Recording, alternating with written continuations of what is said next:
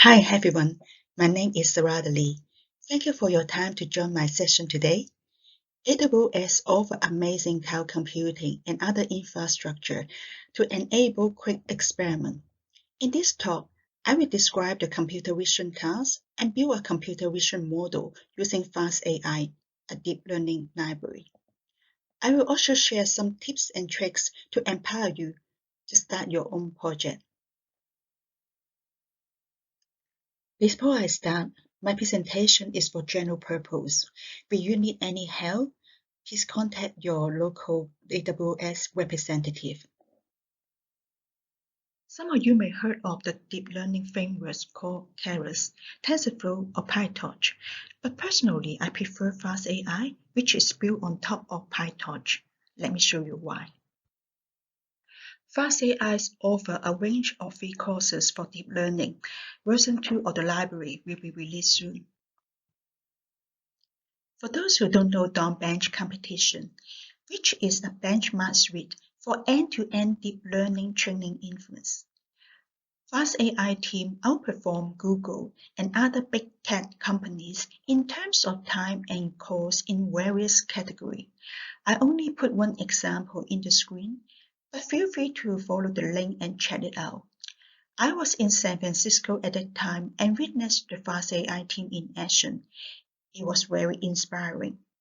I'm going to show you how to build state-of-the-art deep learning models using ResNet. By the way, the FastAI team use AWS as well.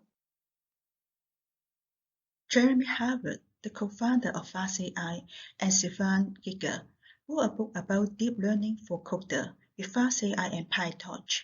And I like the tagline, AI application without a PhD. You can order it from Amazon now. You may ask, what is computer vision? I put the definition on the screen. Would you like to spend a couple of seconds to read through it?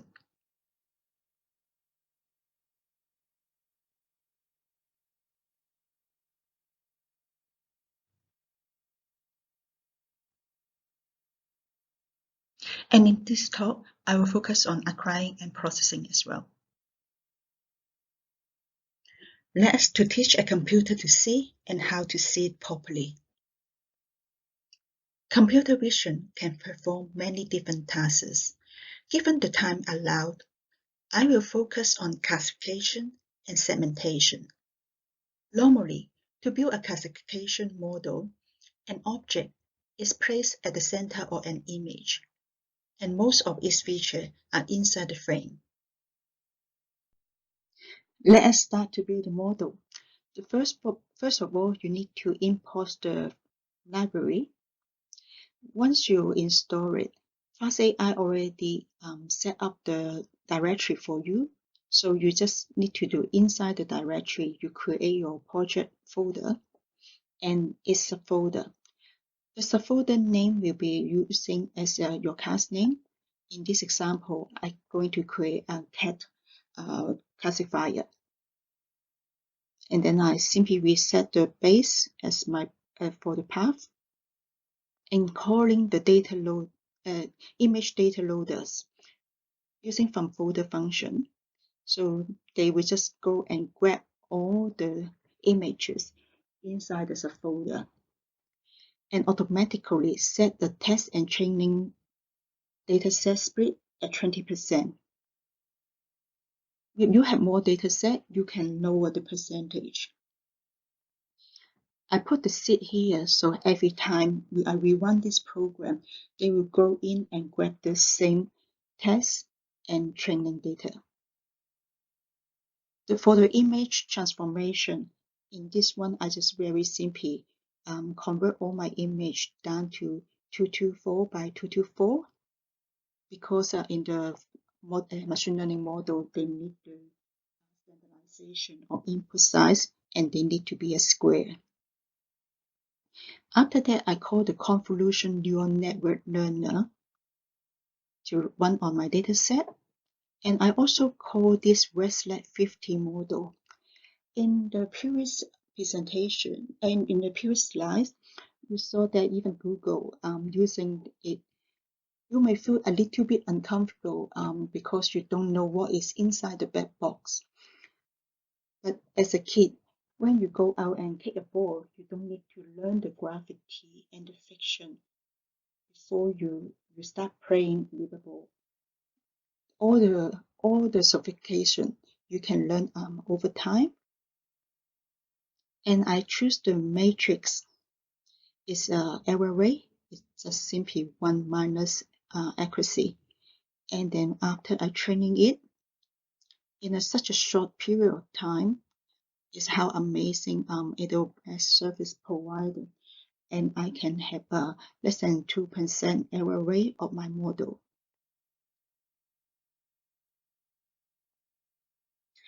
Let's check how my classification model performed.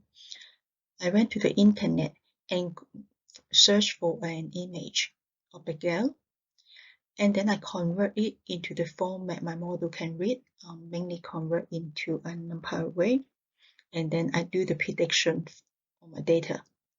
And they give me the result is bingo. They get a bingo.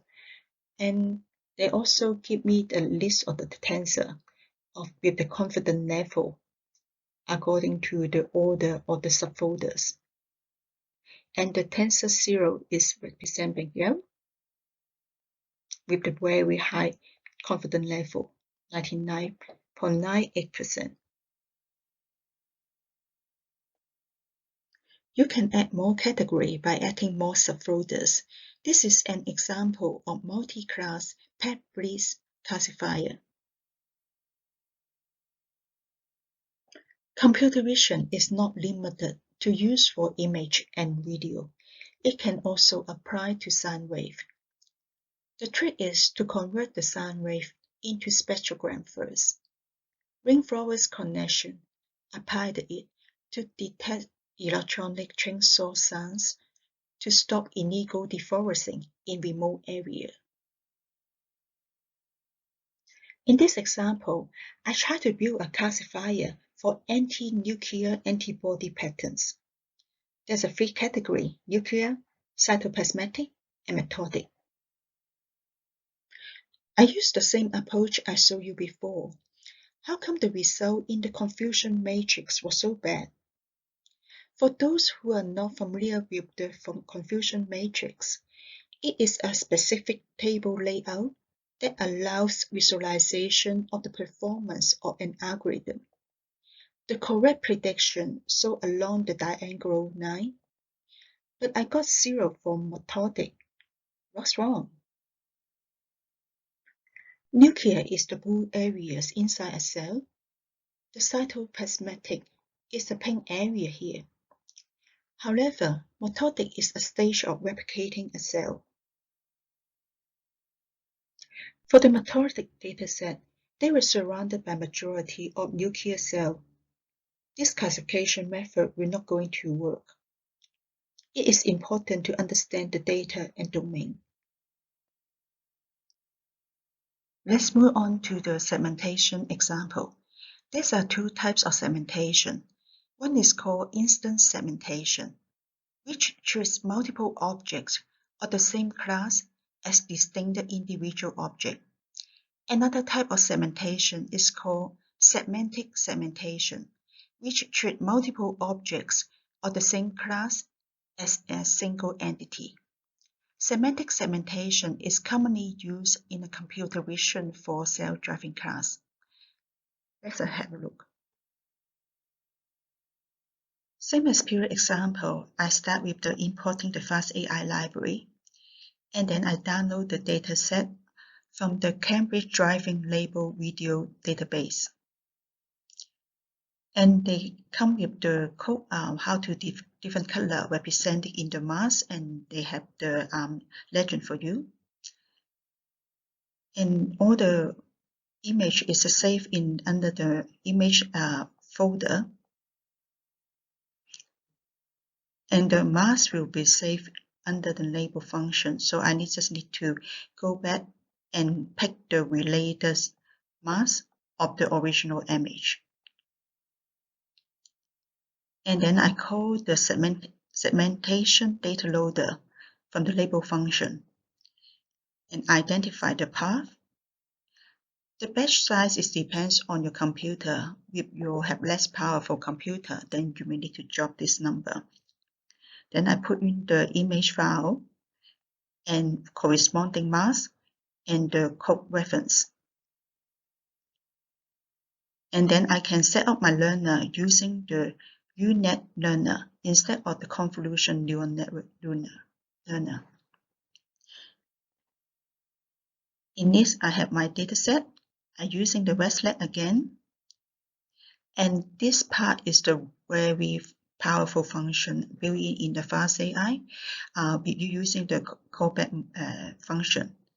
When you train the model, they're not just saving you the model at the end of the 20 times, but they actually save the model every report.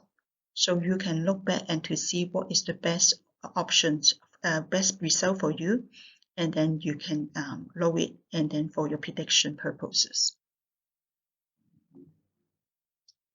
Here is the list from the Cambridge Driving Label video datasets, 32 classes. Since semantic segmentation can predict every single pixel, here is one of the examples of the training image and its mask. Let's spot the difference together. So this one stand out. And I saw that all the building behind the tree is classified as a tree. And there is only one building, but there's 2 classes in this area. So beware the quality of your input image. Segmentation requires a lot of label data. Let me show you garbage in, garbage out examples so you can avoid costly mistakes. From the internet, I found a street view in Melbourne. Here is the prediction. In the previous slides, the training image had a clear field of view. However, in the prediction, part of the front of the car is inside the frame. You can see in the sample here, the mobile performed badly at the bottom part. There are 32 classes in the training dataset, including sidewalk, road, and road shoulder. These pictures were taken in Hay Street Mall. Majority of time, it is a tiled walking street, but occasionally, vehicles may drive through. The models have a hard time to predict it, since the walking street did not fall within any category. This is a successful application I did previously. The segmentation model could predict solar panel, swimming pool, skylight, solar hot water system, and aircon from aerial images. As a result, it enabled a utility company to identify a few hundred unregistered solar panel systems. This is the project I'm currently working on. In the image, there are immune cells under a microscope. We have a small preliminary dataset. The model worked well, except for one particular cell type. The performance can be improved with more dataset. There's a couple of options available in AWS Services. This is my favorite EC2 services. I like to have a virtual machine living inside my Windows computer, and I can access the GPU compute instantly without any upfront costs and no need to deal with all the hardware headache. Switching instant is easy, and I can use the same code and same storage. And the instant allow me to have a pause and resume ability. Another service is called SageMaker. It has a similar function as a EC2 instant, but is more affordable. They also allow for one-click deployment and provide few popular built-in algorithms for object detection or semantic segmentation. Let me summarize all the tips and tricks so that you can start your first computer vision project. To get started, first thing you need is a dataset.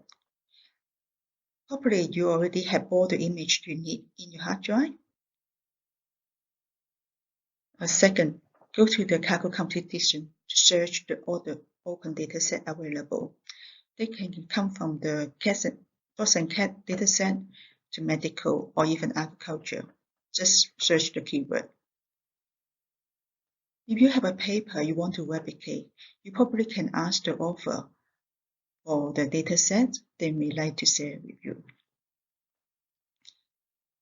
Or even use the search engine API, but beware of all the terms of use and commercial license restrictions.